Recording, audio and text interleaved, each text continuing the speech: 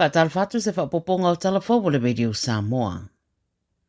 E 5 miliona leisi tupe whaapopo wo whuatu le malu o Stadia, a ngai se whaaputu ngā tupe whaava malu e whea ngai maafianga o mea whaalea ngai na e mafua mai swinga o le tau. O le whorasanga le malu o Stadia sa whai e le whontanga malu o whatasi e whaatatau i le tau po le climate, leo lo whanga solo i Azerbaijan, leo lo tau mwhai eisu i awai e whaaturanga seisi taula inga fou, mo lea whaaputu ngā tupe.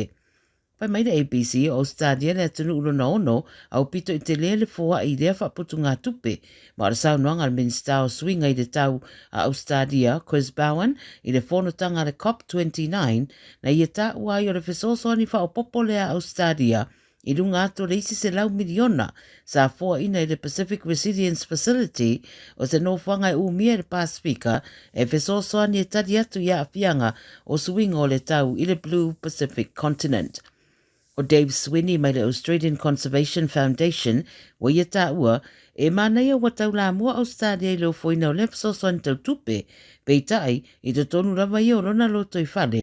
E le o whaititia le susunuina o oloa e a fua mai ai i le whaalea ngai nau le o sone lona winga la a tu i le sila sila whaavau malo i lea mata upu e le taitai lava ia tupe whaafetawi ai a afianga o ngā yoinga o lo o whaia i Australia e afuai swinga le o le tau. Watu ina mai nei se la pata inga mai le vaenga o soifua maloloi na Australia e whaatatau le whaonga ino le vai le whaingo o le Finnegan e maasani o le whaonga mo le tongwhiti o le hay fever ma maneso e meise tangata mātutu e whainga tau na moe ai au ngā fo i mota mai te ta iono tau sanga masiri atu le mātutua. Wa iei wha maoninga wha saentisi wa maua taruai nei, wa mai tawi nai la matianga mai le vai lea pe a wha o ngā ita mai tira iti, ma ua afuai ma le lapta inga, ma le wha ai unga ua tu mai ilona wha o ngā ina ita mai ti.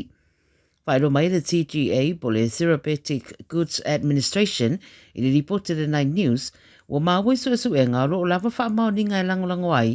e iei se sootanga i le promethazine o se tasio waila awolo o au fia i le vaile o le Finnegan, ma popolenga mo le saunga le mui tūranga tau le mafau ma le system o le tangata, ma o tamaiti lalo ta iono tau sanga le mātutua e ono au fiai ini a fianga e peo le whaingatau na nofo fide mu, finau malosi le ita, pe vai a foi ma whaanongoina ni mea e leo ni mea moni. O le ngai o inga la ua whengai nei ma whaletala vai, o le tō suia o labels o loa nei o lo o maua ia lātou o onanga, a ua whautua ina mātua, sa iri se whautuanga mo isi o loa tali tutusa mo tamaiti lalo le ono tausanga, a e tau fia le whaungaina o le Finnegan.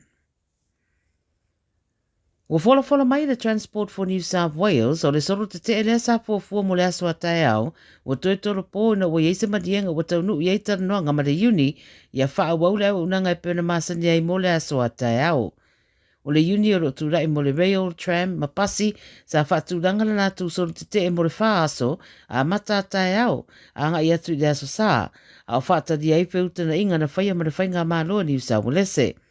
Pei tai lao le te o le afo le lima le fia whenanafi na maariri ai o le awha au au pēr au unanga pēr na masani ai mo le aso a tae au. E au fia ima fuafuanga o ni malanga wha popo i le Olympic Park mo le Pearl Jam Concert o le awha iai. Au watu e whaatūranga lal solo te e aru le aspirele anga i atu i le tae au le aso saa. Ma o le atapuni ai vaenga o whemalanga ingai trains. O le sofo e le tau matero i ei whainga malanga lo o a fia, i nisi solo te o lo whaia, ma malanga ua whaale au ngaina. Whai mai le Transport for New South Wales, o le amatere na a fia i tangata e whai malanga anga i Newcastle, ma le Central Coast, Blue Mountains, Southern Highlands, ma le Illawarra.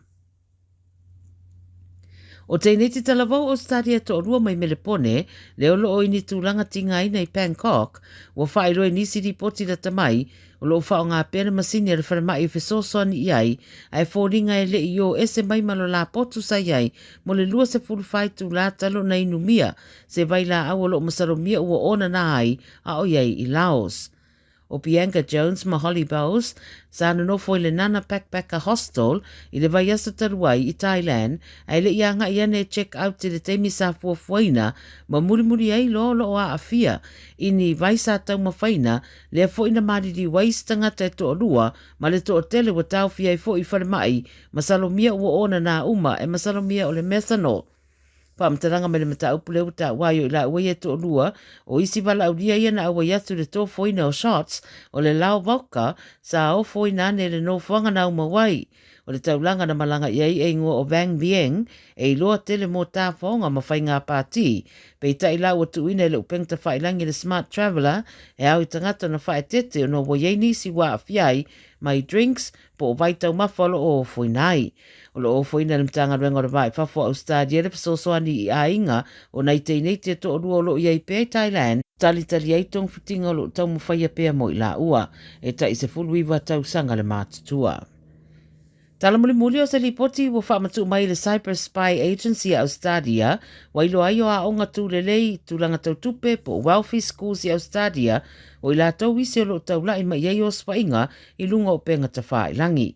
Whai mai lipoti o whaamaumaunga o tamiti a onga au fiei whaamaumaunga tau soifua malanoina, whaamaumaunga tau le mawhauwhau, e mawhaiuna ngā o iei whainga nei, ma whao ngā e mawai tupele au o sofai mai mātua o tamaiti. O le ofisa lea Australia, le Australian Signals Directorate, po le ASD, o lo lātou mātai tuina ngā yoinga nei tangata e whaia i upenga ta whaelangi, ma ua mai ano lātou longoina leo tusa o le unga o lātou suesuenga i le mata upulea. O nisi o lo mātelo na tau lai ma iei o spainga o whaia onga, mai lātou e whaia por kalamita wa o onga, e mai se whaile o unanga tau whila wa inga maisi.